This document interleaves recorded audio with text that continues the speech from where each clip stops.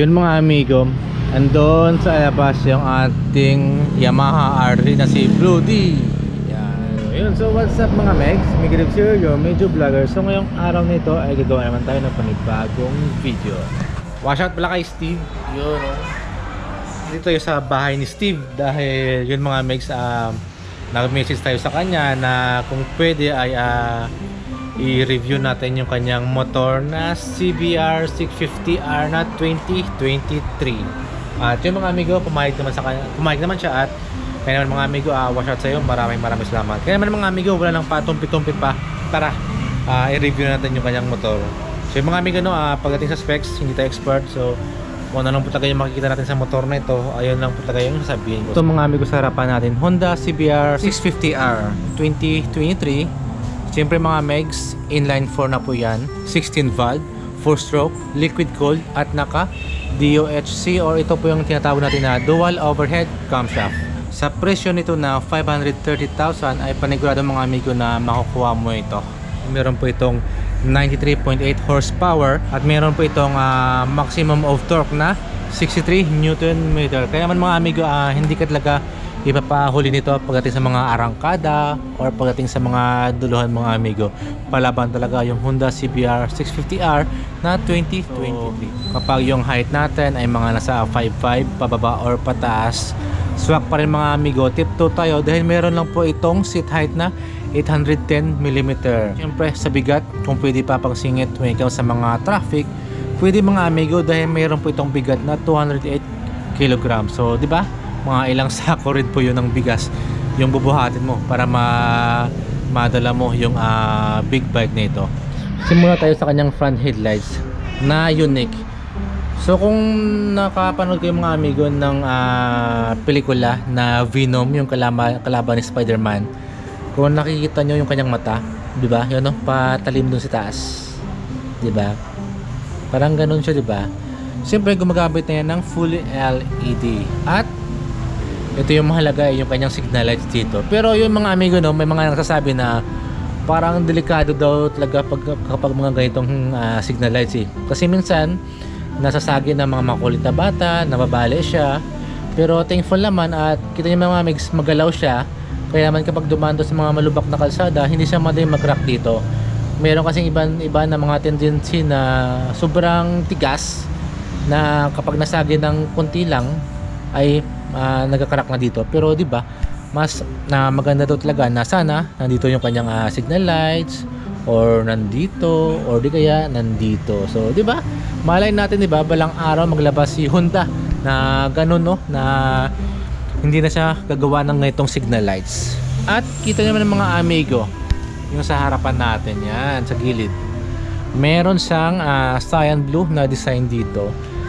Kapag pinailaw natin yung kanyang front headlights, yun, ganyan mga amigo yung kinalabasan. So parang may reflector yung kanyang decals dito na cyan blue. Ganda ng headlights, diba? Yan, no? Angas, pugi. Yan, no? Yan yung kanyang signal lights. So fully LED na yung mga mix. So yung signal lights niya ay parang signal lights ng Honda Click. Carbon, no? Carbon loading. Tsaka ito mamawig, so, yun, no? Carbon. Siyempre, naka inverted fork sa kanyang front suspension at napakalapad ng kanyang front fender dito. Malutong mga amigo, quality talaga. Pagdating sa kanyang caliper, may brand siya dito na Nissin. Siyempre, dalawa yung kanyang disc brake sa harapan. Ito, yung isa, tsaka ayun. At mga Megs powered by ABS or naka anti-lock braking system. So, siyempre, no, yung iba kasi mas comfort talaga nila na gumawa ng isang big bike na naka ABS na talaga. Plus mga Megs, meron po itong features na HSTC or naka Honda Selectable Torque Control. Magamit yun when it comes na maulan or dumaan ka sa mga basang kalsada. Parang iwas slide siya, parang ganun mga Megs. Hindi ko lang gaano talaga kabisado yung explanation ng ganon, pero yun mga amigo yung pagkakaalam ko, yung para lang talaga sa akin. At dito naman mga amigo sa kanyang gilid, kita nyo man Napakasimple lang dito. Kanyang mga fender dito. Ito yung mga lining niya. Yan. May simpleng logo. CBR 650R na cyan blue. At ito. Yan. At may labasan ng hangin dito para maganda yung flow niya kapag ikaw ay nag top speed. Mga mix, oh, grabe, kumakaway. Inline 4. Yun, oh. Kumakaway yung inline 4. At yun, oh, may slider na dito si Amigo. Amigo, magkano yung bilihin mo ng slider dito? Ito, magkano bilihin mo? 3,000. 3,000? 3,000. Yun mga mix. So, yun mga Amigo, no, kapag bumili ka ng mga big bike or sport bike, pag-isipan mo ng maigi dahil kapag bumili ka ng mga piyesa mga Amigo ay panigurado na price talaga yan. Hindi na kasi ito mga scooter type or hindi na ito mga malit na CC pa.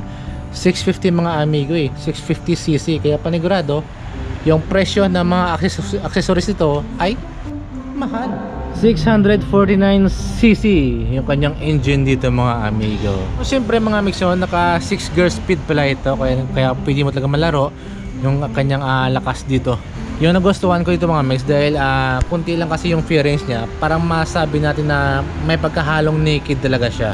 Kasi kita dito yung kanyang engine dito, yung fairings niya ando lang sa dulo. Ito lang. Yan lang yung kanyang fairings. Pagdating dito, wala na, naked na. At sa kanyang, naka chain loop. Alagang-alaga talaga ni Amigo. Siyempre mga megs, yung kanyang sprocket dito ang kapal.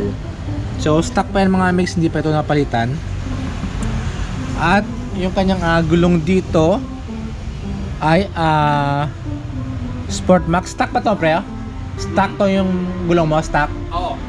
Stock pa. Yo, so yung gulong niya stock, yung brand dito is Sport Max. At yung size dito is 180 by 55 at 17 inches yung size ng kanyang rim dito. Siyempre tubeless na yung mga mix. Yan, no? Alatado na hindi mahilig sa banking. Siyempre yung mga mix, pumupula yung kanyang monoshock dito. Kaso mga amigo, no, pagdating sa kanyang taillight, parang nabitin ako. Kita nyo, mas mahaba pa yung kanyang gulong dito kumpara sa taillight niya dito, di ba? So kapag tinanggal mo yung kanyang rear fender, so di ba? Kawawa talaga yung BR natin, kawawa sa puti. Kaya naman much better na wag na tanggalin to. So meron na siyang tire hugger dito, goods. Yung iba kasi walang ganito, kaya bumibili pa. Kagaya natin sa R3, walang ganito. So goods na goods talaga. So yun mga makes pagdating sa kanyang taillight. Yan yung kanyang taillight dito. So LED na yan. At sa kanyang signal lights, yan LED rin po. At meron siyang pakpak dito dahil yung mga amigo, no, kapag nag top speed ka kasi ay lumilipad talaga yung motor na ito. So di ba? Kapag magkamali ka, panigurado lilipad ka talaga. Ayun, no. Ang ganda, parang ML lang. So parang cellphone siya mga mix do. Pre, meron siyang orasan, yung ating speedometer. Ito mga mix yung kanyang fuel gauge. Tapos yung kanyang odometer nandito. So yung tinatakbo na po ng motor na ito nasa 3,484. At yung kanyang torque, neutral, check engine, ABS. So yung iba nagtatanong bakit umiila yung check engine. So yung mga amigo, no, iila talaga yan. Pero kapag umandar na, mawawala na yan. Yun. So yung nagustuhan ko dito, naka-clear visor siya dito. Simple lang. At sa kanyang side mirror, yan, payat at mataba. So ganda ng side mirror, no? Ito yung mga side mirror na di mo na kailangan pa napalitan ng mga aftermarket. Yung nagustuhan ko talaga dito is nandito yung kanyang susian. Ang laki ng kanyang tangke dito dahil yung tangke niya ay nasa 14 liter yung capacity nito. Kaya naman panigurado na malalayo talaga yung marating mo. Yan ang ganda dito mga megs. Parang meron na siyang decals dito, protection para sa mga scratch. At yung upuan natin, yan, premium. Kita nyo yung mga stitches. Ito yung mga upuan na hindi madali. At syempre mamaya upuan natin to, i-try natin to. Yun, oh. Sa tank cover, yun, parang damit. Iwas pasok ting-ting para sa mga kulit na bata. Syempre sa switches natin, kill switch, power natin, high beam, low beam, horn, signal light, saka ito, torque. So hindi ko alam kung anong to. Anong ibig sabihin to bro? Torque. Torque control. Torque control. Traction control. Traction control. Traction control. Traction control pati torque control. So yun, traction control pa ito mga amigo. Akala ko pass switch. Hindi siya pass switch mga amigs ha. So yun mga amigo no, hindi na po stock yung kanyang muffler dito. So pinalitan na ni amigo yung kanyang muffler dito. So yung kanyang muffler dito is SU Project. Yan. So hanggang ano to bro? Stock pa rin yung elbow. Cut delete. Cut delete. So cut delete sa mga megs, pero yung kanyang elbow doon is stock. Yun, pakinggan natin mga amigo. SU Project. Pakinggan natin.